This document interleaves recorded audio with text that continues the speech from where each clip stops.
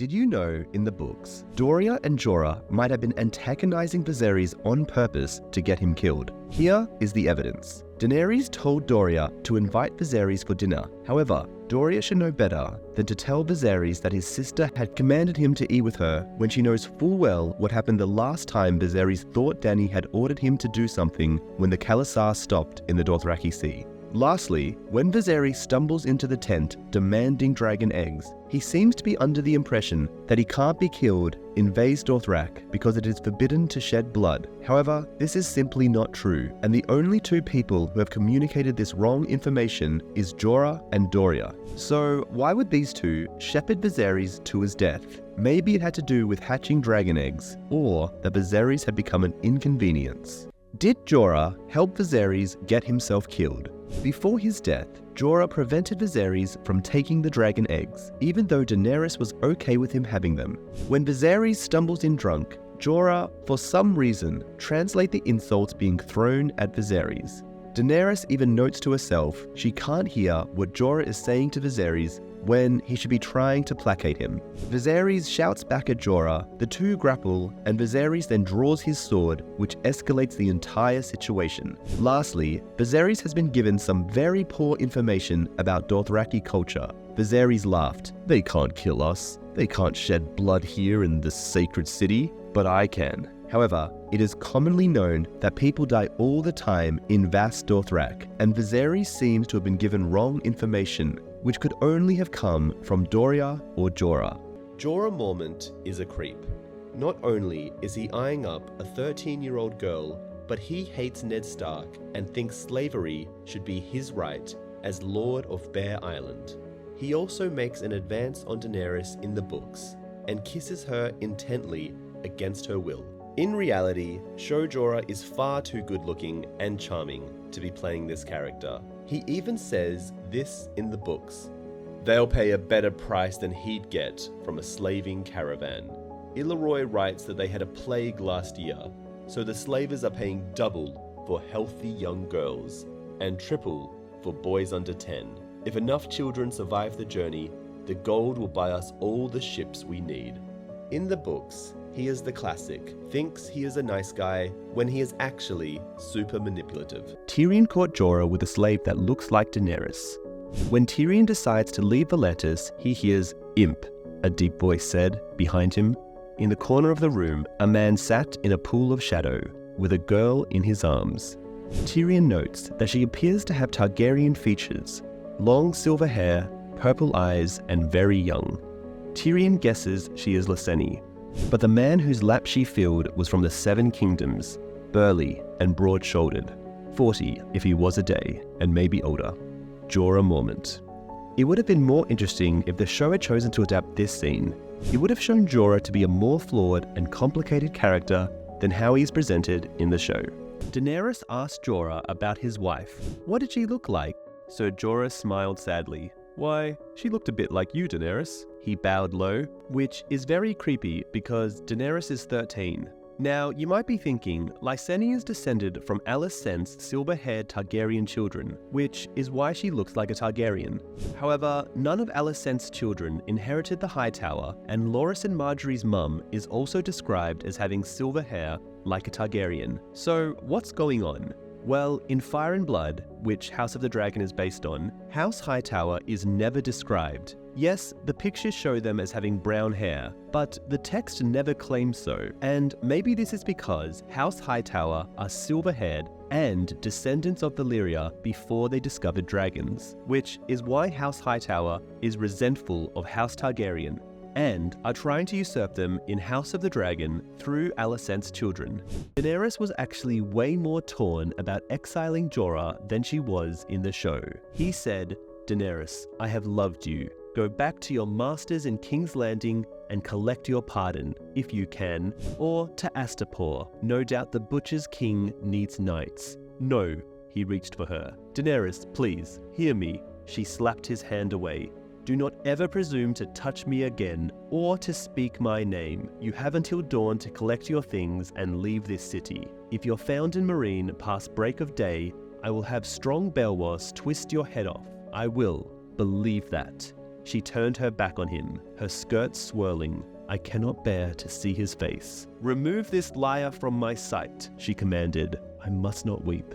I must not. If I weep, I will forgive him. Strong Belwaz seized Ser Jorah by the arm and dragged him out. Jorah Mormont completely roasted Viserys Targaryen while speaking with Daenerys when she says, "My lord husband promised a golden crown." Ser Jorah grunted, "Yes, Khaleesi, but the Dothraki look on these things differently than we do in the West. I have told him as much, but your brother does not listen. The Horse Lords are no traitors. Viserys thinks he sold you, and now he wants his price. Yet Khal Drogo would say he had you as a gift. He will give Viserys a gift in return, yes, in his own time. You do not demand a gift, not of a Khal. It is not right to make him wait." Dany did not know why she was defending her brother, yet she was. Viserys says he could sweep the 7 kingdoms with 10,000 Dothraki screamers. So Jorah snorted. Viserys could not sweep a stable with 10,000 brooms. Dany could not pretend to be surprised at the disdain in his tone. Jorah told Daenerys what the people of Westeros want, but she didn't listen and decided to play the Game of Thrones instead. The books read, Dany rode close beside him. "Still," she said, "the common people are waiting for him. Magister Illyroy says they are suing dragon banners and praying for Viserys to return from across the narrow sea to free them. The common people pray for rain, healthy children, and a summer that never ends," Ser Jorah told her. "It is no matter to them if the High Lords play their Game of Thrones, so long as they are left in peace." He gave a shrug. "They never are."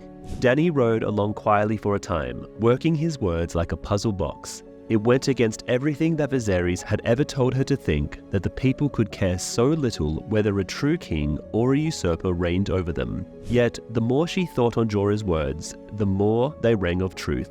This is what Ned Stark thought of Jorah Mormont when discussing the spy among the Dothraki. "Do you remember Ser Jorah Mormont?" "Would that I might forget him," Ned said bluntly. Ser Jorah had tried to swell the family coffers by selling some poachers to a Tyroshi slaver. As the Mormonts were bannermen to the Starks, his crime had dishonored the North. Ned had made the long journey west to Bear Island, only to find when he arrived that Jorah had taken ship beyond the reach of ice and the king's justice. 5 years had passed since then. Ser Jorah is now in Pentos, anxious to earn a royal pardon that would allow him to return from exile, Robert explained. Lord Varys made good use of him. "So the slaver has become a spy," Ned said with distaste. "I would rather he became a corpse." "Varys tells me that spies are more useful than corpses," Robert said. It is obvious that Jorah and Illyroy never planned for Viserys to sit on the Iron Throne. Firstly, when Viserys announces his plan to slay Robert himself, Illyroy almost laughs out loud at that, since King Robert, even fat, would annihilate Viserys. Another is when Jorah tells Viserys to be patient when they were waiting for Khal Drogo to arrive. A lesser man may beg a favor from the Khal, but never presume to berate him. Viserys was not pleased with that statement. "Guard your tongue, Mormont, or I'll have it out. I am no lesser man. I am the rightful lord of the 7 kingdoms. The dragon does not beg." Ser Jorah lowered his eyes respectfully. Illyroy smiled enigmatically and tore a wing from the duck. There are no more dragons, Dany thought. However, clearly Illyroy thinks nothing of Viserys' threats and only wants Fagon to be king. Jorah Mormont is less heroic and more of a creep. In the show, he is more or less a valiant ex-knight who happened to sell people into slavery, which led to his banishment from Westeros. In the books, though, it's more clear that he wants to sleep with a 14-year-old Daenerys as he makes advances towards her. Additionally, he is far less handsome and older looking in the books. Sir Barristan was in the small council meetings with Robert Baratheon and knew Jorah was the one who informed them of Daenerys' pregnancy. However, Barristan didn't immediately reveal his true nature to Daenerys, or that Jorah had been selling her secrets. In the show, however, they had Barristan Selmy not in the small councils because Robert was afraid he might still be loyal to the Mad King, and then had Tywin send Jorah his pardon. Daenerys Targaryen was actually ready to forgive Jorah Mormont for spying on her and not telling her the truth. However, a combination of Jorah being a bit too forthcoming with his crush on her, attempting to turn Dany against her new allies in Essos, and simply being unapologetic and not begging for forgiveness sealed the deal for his exile. No, he shook his head. I never meant, forgive me, you have to forgive me. Have to? It was too late. He should have begun by begging forgiveness. She could not pardon him as she'd intended. I can't forgive you, she said. You forgave the old man. He lied to me about his name. You sold my secrets to the men who killed my father and stole my brother's throne. Sir Jorah Mormont warned Daenerys Targaryen about Aristan, who is Barristan Selmy, by alluding to the betrayals she would face. The warlocks in Qarth told you that you would be betrayed 3 times, once for blood, and once for gold, and once for love. Dany was not like to forget. Mirri Maz Duur was the first, which means 2 traitors yet remain, and now these 2 appear. I find that troubling, yes. Never forget, Robert offered a lordship to the man who slays you. Jorah Mormont tried to convince Daenerys to marry him after forcefully kissing her without her consent. That was not fitting. I am your queen, my queen, he said, and the bravest, sweetest, and most beautiful woman I have ever seen. Daenerys, your grace, he conceded. The dragon has 3 heads, remember? You have wondered at that, ever since you heard it from the warlocks in the House of Dust. Well, here's your meaning. Balerion, Meraxus, and Vhagar, ridden by Aegon, Rhaenys, and Visenya, the 3-headed dragon of House Targaryen. 3 dragons and 3 riders. Yes, said Dany, but my brothers are dead.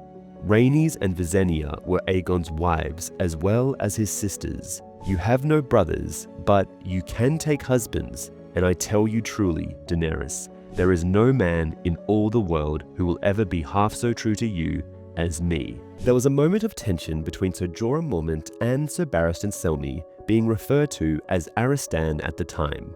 He says, I have seen 100 tournaments and more wars than I would wish, and however strong or fast or skilled a knight may be, there are others who can match him. A man will win a tourney one day and fall quickly in the next. A slick spot in the grass may mean defeat, or what you ate for supper the night before. He glanced at Sir Jorah, or a lady's favor knotted around an arm. Mormont's face darkened. Be careful what you say, old man. Aristan had seen Sir Jorah fight at Lannisport, Dany knew, in the tourney Mormont had won with a lady's favor knotted around his arm.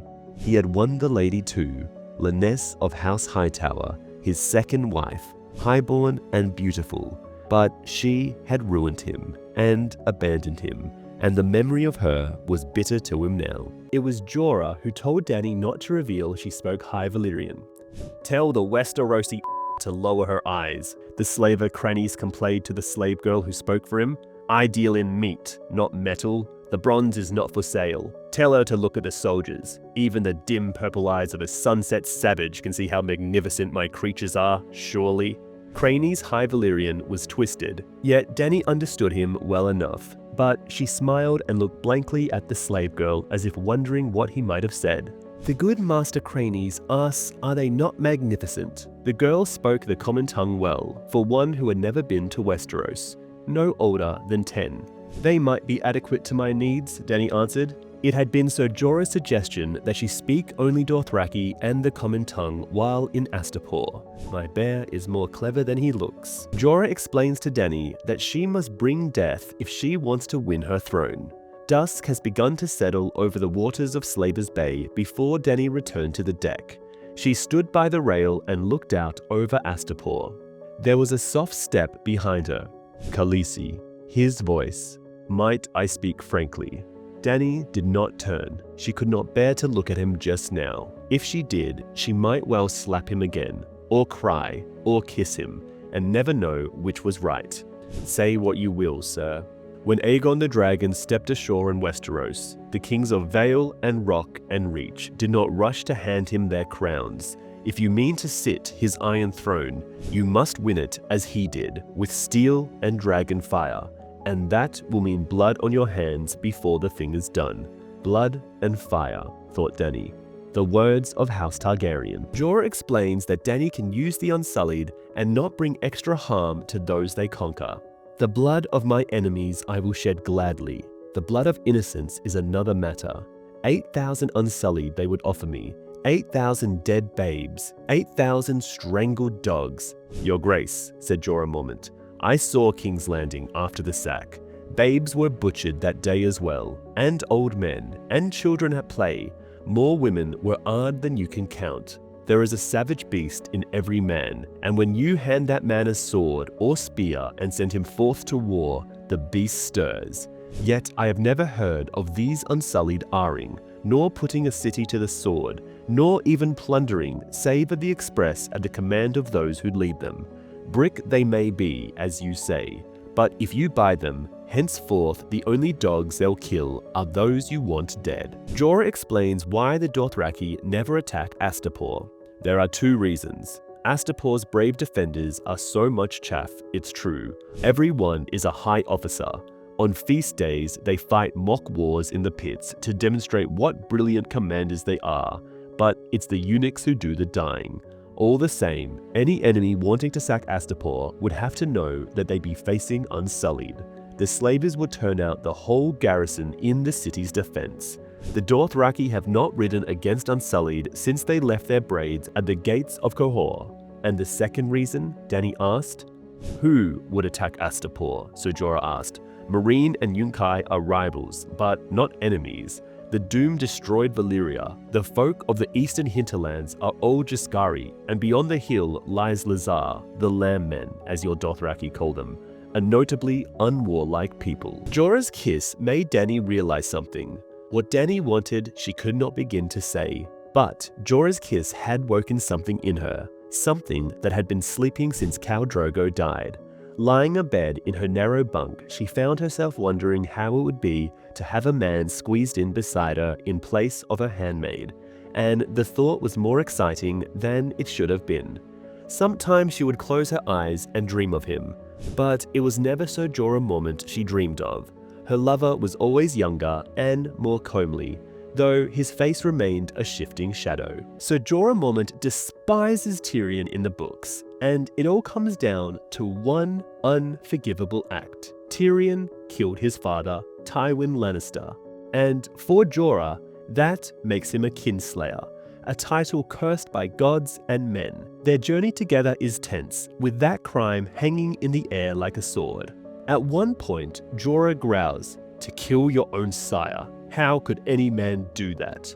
Tyrion fires back, "Give me a crossbow and pull down your breeches, and I'll show you." Jorah, "You think this is a jape?" Tyrion, "I think life is a jape. Yours, mine, everyone's." Even under judgment, Tyrion never flinches. His armor isn't steel, it's sarcasm. And in that moment, we see why people fear him, because he'll laugh in the face of every sin, even his own. Dany knew that Sir Jorah wanted to kiss her again. "Your Grace, I did not mean to give offense," Whitebeard said. "Only lies offend me, never honest counsel. I have a dragon's temper, that's all. You must not let it frighten you." "I shall try and remember," Whitebeard smiled. He has a good face, and great strength to him, Dany thought. She could not understand why Sir Jorah mistrusted the old man so. Could he be jealous that I found another man to talk to? Unbidden, her thoughts went back to the night on Balerion when the exile knight had kissed her. He should never have done that. He is thrice my age and of too low birth for me, and I never gave him leave. She had taken care never to be alone with Sir Jorah after that, keeping her handmaids with her aboard ship, and sometimes her blood riders. He wants to kiss me again. I see it in his eyes. It looks as though Varys is a secret Targaryen. This is the reason why he shaves his head, and why someone purchased him to practice blood magic, since there is power in king's blood, i.e. Targaryen blood. However, Varys is descended from the Blackfyres, the bastard branch of the Targaryen family.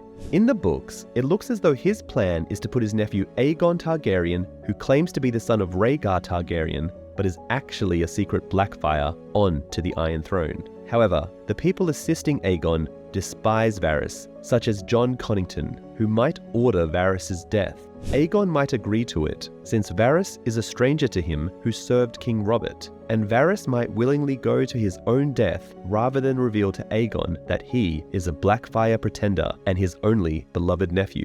Tyrion thinks he is smart for trusting Varys, but Varys is clearly taking him for a ride, and here's why.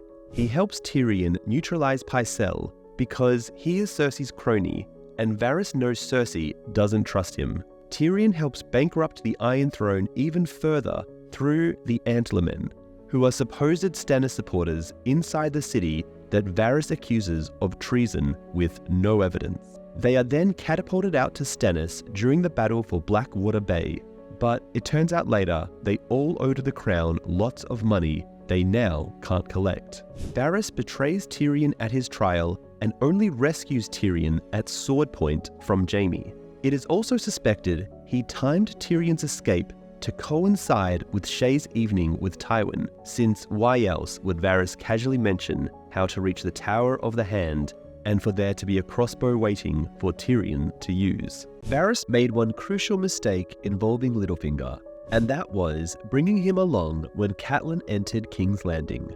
If he hadn't brought him, Varys could maybe have persuaded Catelyn that someone is trying to drive a conflict between the Starks and Lannisters, which incidentally is what Littlefinger is trying to do by blaming the dagger on Tyrion, and what Varys doesn't want to happen, since he wants war to wait until after Viserys has a Dothraki army of his own. Even if Catelyn did or didn't believe Varys, she wouldn't have then abducted Tyrion on the road, which would have given Ned more time to find out about the incest and tell Robert. However, Ned might have made peace with the Lannisters, since the reason he doesn't is because he thinks the Lannisters were behind the attempt on Bran's life, which Catelyn tells him. Varys was the one who overthrew House Targaryen, not Robert Baratheon.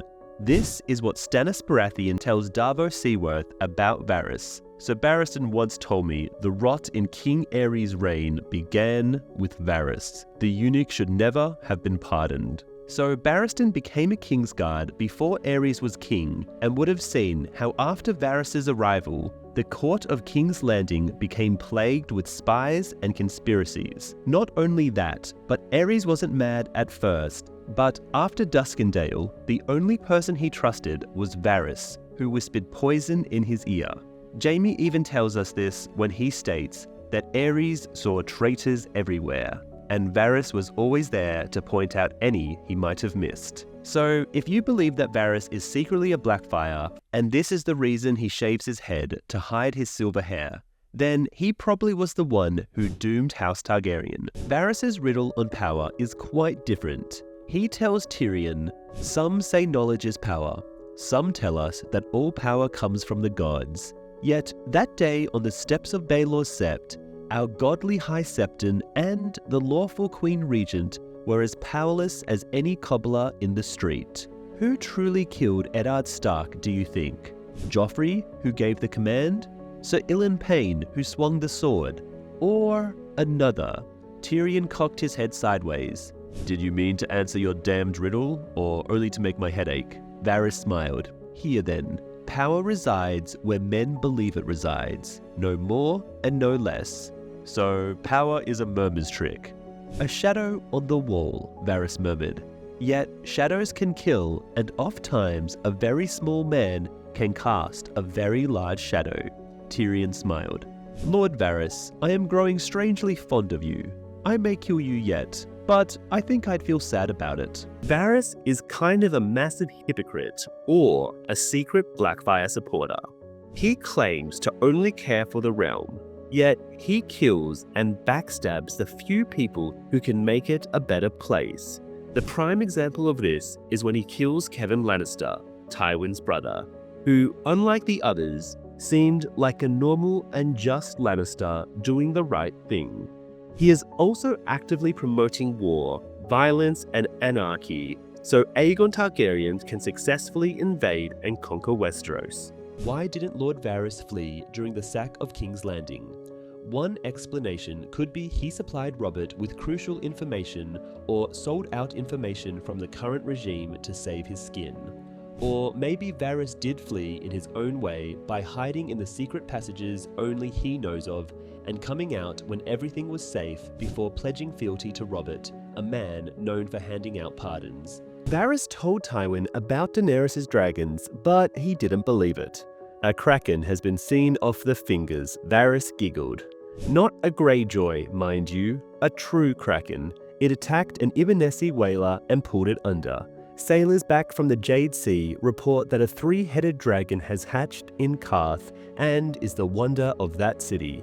Dragons and krakens do not interest me, regardless of the number of their heads, said Lord Tywin. Have your whisperers perchance found some trace of my brother's son? In early concept drafts of Game of Thrones, Varys was originally going to have a very literal connection to his nickname, the Spider.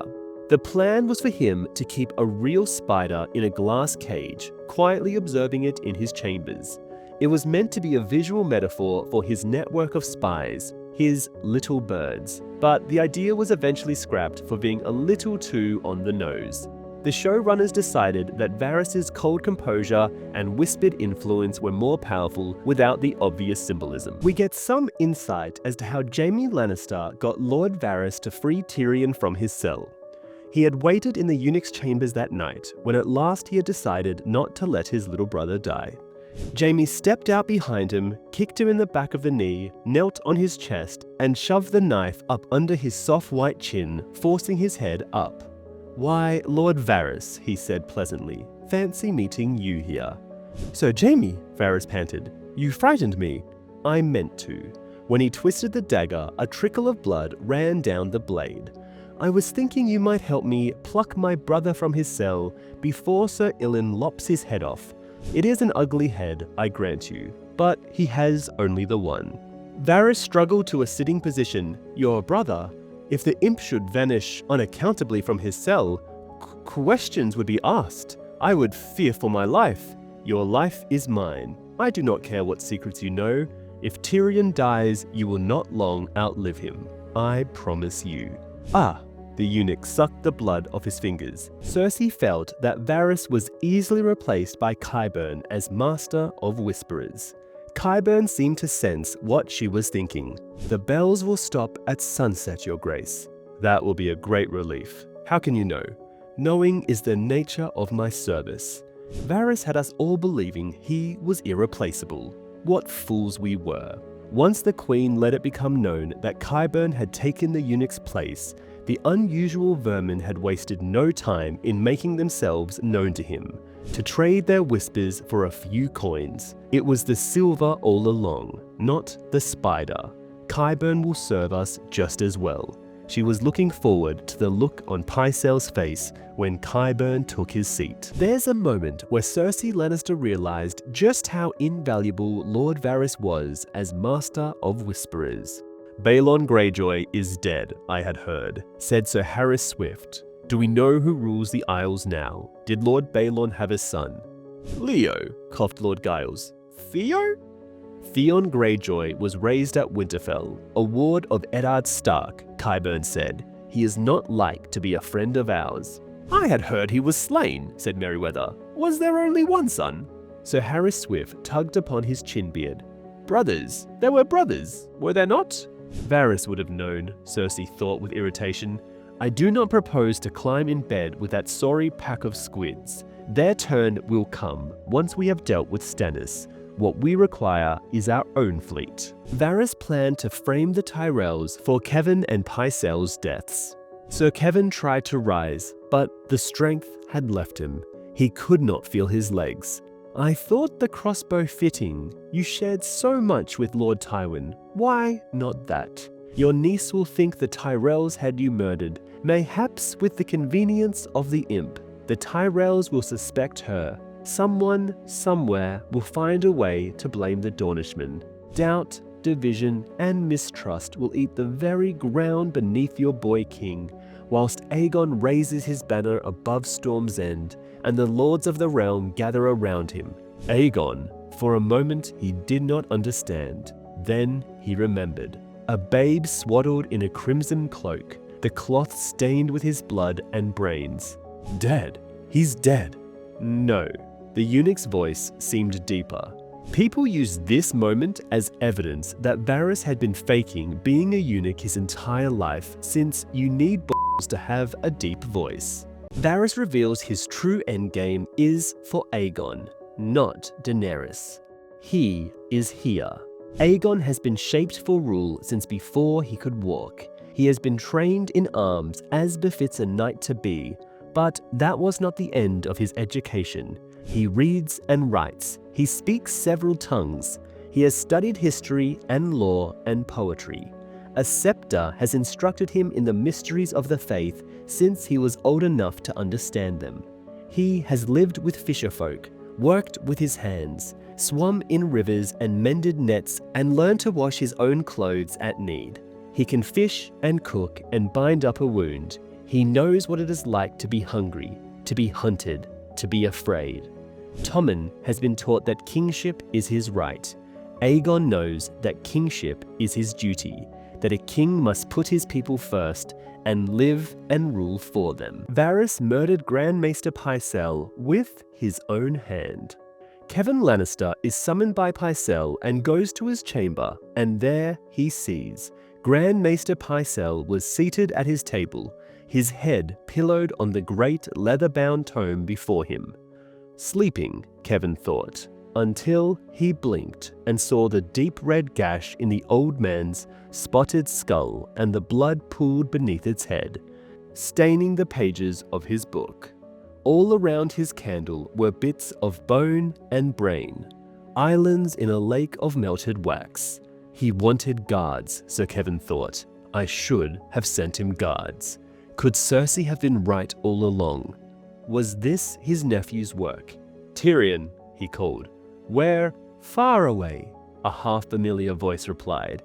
He stood in a pool of shadow by a bookcase, plump, pale-faced, round-shouldered, clutching a crossbow in soft powdered hands. Silk slippers swaddled his feet. Varys? The eunuch set the crossbow down. This was the gruesome way Varys had Kevan Lannister killed. Kevan Lannister tried to cry out, to his guards, his wife, his brother, but the words would not come. Blood dribbled from his mouth. He shuddered violently. I am sorry. Varys wrung his hands. You are suffering, I know. Yet here I stand going on like some silly old woman. Time to make an end to it. The eunuch pursed his lips and gave a little whistle. Sir Kevan was cold as ice, and every laboured breath sent a fresh stab of pain through him. He glimpsed movement, heard the soft scuffling sound of slippered feet on stone. A child emerged from a pool of darkness, a pale boy in a ragged robe, no more than 9 or 10. Another rose up behind the Grand Maester's chair. The girl who had opened the door for him was there as well. They were all around him, half a dozen of them, white-faced children with dark eyes, boys and girls together. Tyrion learns the true history of Varys from Illyroy. How is it that the spider became so dear to you? Tyrion asked. We were young together, 2 green boys in Pentos. Varys came from Myr.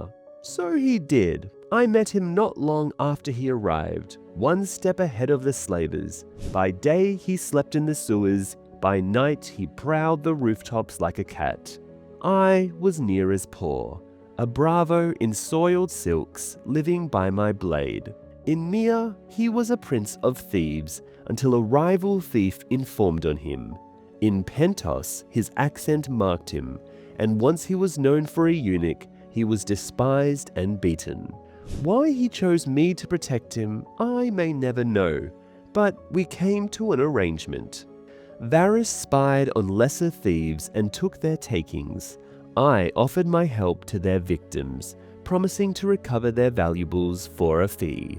Soon, every man who had suffered a loss knew to come to me, while cities' footpads and cutpurses sought out Varys, half to slit his throat, the other half to sell him what they'd stolen. We both grew rich, and richer still when Varys trained his mice. In King's Landing he kept little birds. Mice, we called them then. The older thieves were fools who thought no further than turning a night's plunder into wine. Varys preferred orphan boys and young girls. He chose the smallest, the ones who were quick and quiet, and taught them to climb walls and slip down chimneys. He taught them to read as well. We left the gold and gems for common thieves. Instead, our mice stole letters, ledgers, charts. Later, they would read them and leave them where they lay. Secrets are worth much more than silver or sapphires, Varys claimed. This was the life of Varys before A Game of Thrones. In the Free Cities, Varys and Illyroy traded so successfully in secrets that they became so rich and notorious that news of Varys' skills reached the ears of Aerys Targaryen across the Narrow Sea. In his growing paranoia, Aerys no longer trusted his son Rhaegar, his spouse Queen Rhaella, or his Hand of the King, Lord Tywin Lannister. Varys was taken to Aerys' court at some time following the death of Lord Stefan Baratheon in 278 AC. As a spy master in King's Landing, Varys' power expanded with Aerys' increasing paranoia.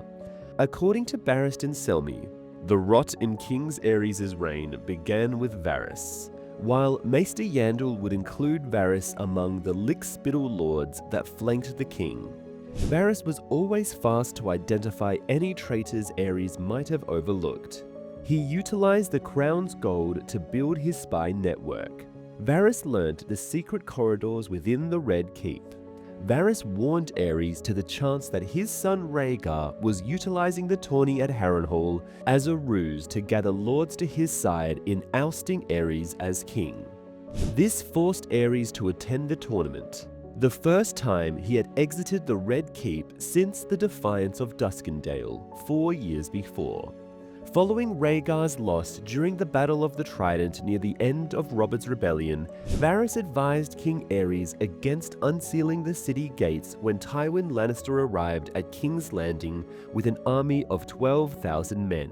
Aerys, however, opted to heed Grand Maester Pycelle and opened his gates to the Lannister troops. After the Mad King was slain by Ser Jaime and the sack of King's Landing, Varys, Pycelle, and Jaime were pardoned during the coronation of Robert I Baratheon, and Varys was permitted to stay Master of Whisperers for the new king. In Robert's name, Varys sends presents such as blades, ponies, and fur-trimmed capes to Edric Storm, the king's bastard being hosted at Storm's End. Varys has spied on Viserys Targaryen's travels for years, and he told the small council that Selyse Florent had joined with a red priest. The Eyrie is the smallest of the great castles of Westeros, with 7 slim, white towers that are bunched tightly together and can only hold up to 500 men. The Eyrie lacks stables, smiths, and kennels, but its granary is as large as those in Winterfell. To reach the Eyrie from the west, an invading army would have to first overcome the Bloody Gate guarding the high road. Then there are 3 smaller castles, Stone, Snow, and Sky. However, even reaching these 3 smaller castles requires climbing a gradient too narrow for horses with steep stone steps carved into the mountainside. Travelers on the staircase are exposed to projectiles from defenders in the 3-way castles, making these 3 almost impregnable before even reaching the Eyrie itself, which is the most heavily fortified with massive provisions, making the Eyrie the smallest but the most unconquerable castle in Westeros. Lysa was a pretty, slender, high-breasted girl that even Jaime might have married. However, after her political marriage to Jon Arryn, she grew thick of waist by her early 30s, mostly due to her many pregnancies, miscarriages, and stillbirths. As a young girl, Lysa had been a soft, shy, and timid girl, prone to tongue-tied silences and fits of giggles. Her years at King's Landing changed her significantly, however, turning her into a woman who was proud, fearful, cruel, dreamy, reckless, impulsive, and unpredictable. Lysa had never been brave in her youth, which did not change during adulthood. Despite being 2 years younger than her sister Catelyn, Lysa looks 10 years older. Her face has become pale and puffy, and she now paints and powders it. She has the blue eyes of House Tully. Julian Clover, who plays Grand Maester Pycelle, was a last-minute replacement, and the original actor was supposed to appear in the pilot episode of Game of Thrones and was portrayed by Roy Dotrice, a close friend of author George R.R. Martin, who has also narrated the audiobooks for A Song of Ice and Fire. However, due to health issues, Dotrice had to step down from the role before filming began. Dotrice has later made a guest appearance in Season 2, playing Chief Pyromancer Helene. Roy Dotrice also holds the Guinness World Record for the most character voices by an individual for an audiobook for his work doing over 70 characters in A Song of Ice and Fire. He also won a Tony Award and a British Academy Television Award. Sadly, his family said he passed away surrounded by family at 94 in his London home. Anyway, subscribe for more.